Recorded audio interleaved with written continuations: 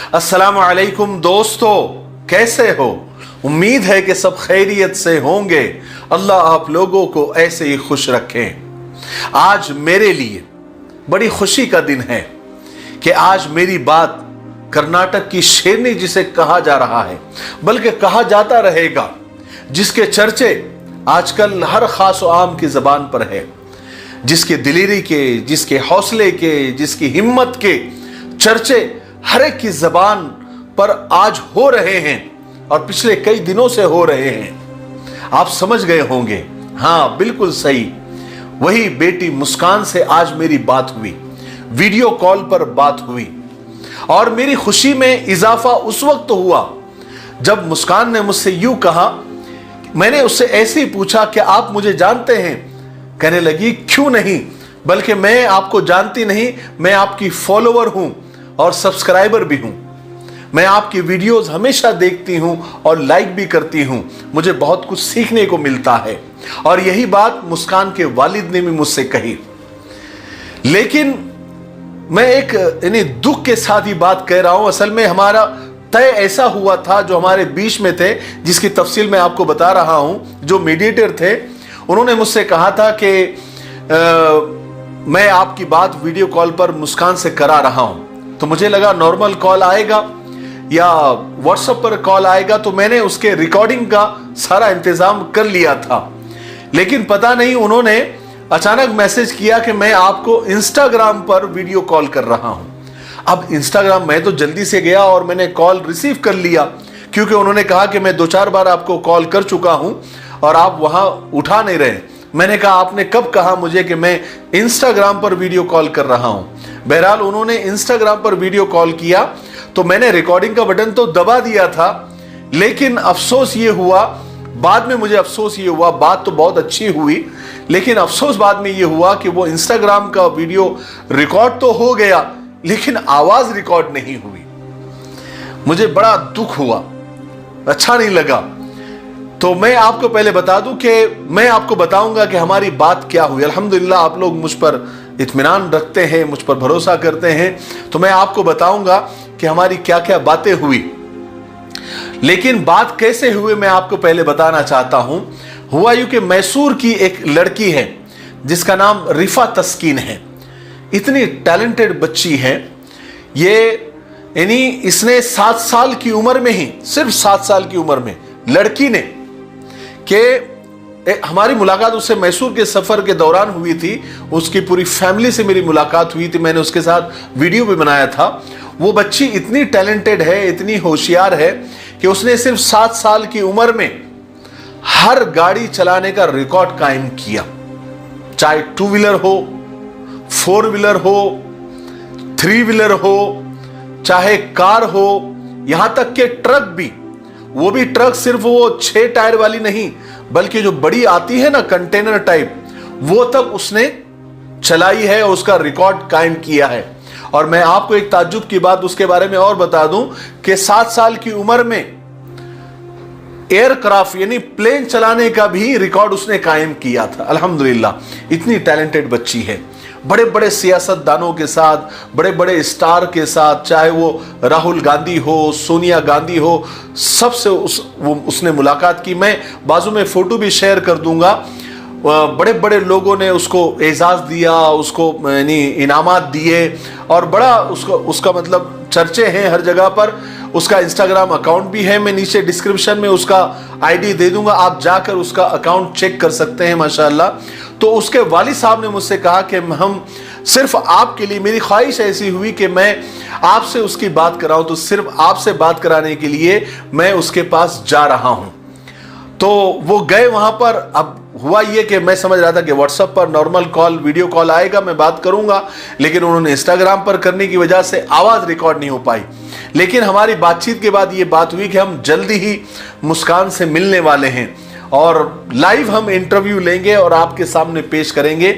और जितनी बातें आज हुई है हम फिर से दोहरा लेंगे, और उसके अलावा भी बहुत सारे मुद्दों पर बात हमने किए। तो उनके वालिद, रिफा तस्कीन के वालिद ने हमारी बात उनसे कराई। तो मैं आपको बताता हूं कि बेटी मुस्कान से हमारी क्या क्या बात हुई। सबसे पहले मैंने उसे मुबारकबाद पेश की। उसके हिम्मत को, उसके हौसले को सलाम किया, क्योंकि काम ही उसने ऐसा किया है। वो मुबारकबादी की भी मुस्तहिक है और सैल्यूट की भी मुस्तहिक है। लेकिन वो काम के बाद में उसने जो मीडिया को हैंडल किया है, मीडिया में जो बयानात उसने दिए हैं, वो भी बिल्कुल यानी काबिल मुबारकबाद है। कितना बैलेंस और कितनी समझदारी वाले उसने बयानात दिए। वरना अचानक एक आम लड़की के पास और एक आम इंसान के पास इतना मीडिया का अचानक आ जाना और रातों रात इतनी शोहरत का मिल जाना, तो उसकी जबान फिसल ही जाती है और उसके अंदर थोड़ा बहुत एटीट्यूड आ ही जाता है, थोड़ा सा इधर उधर की वो बात कर ही देता है।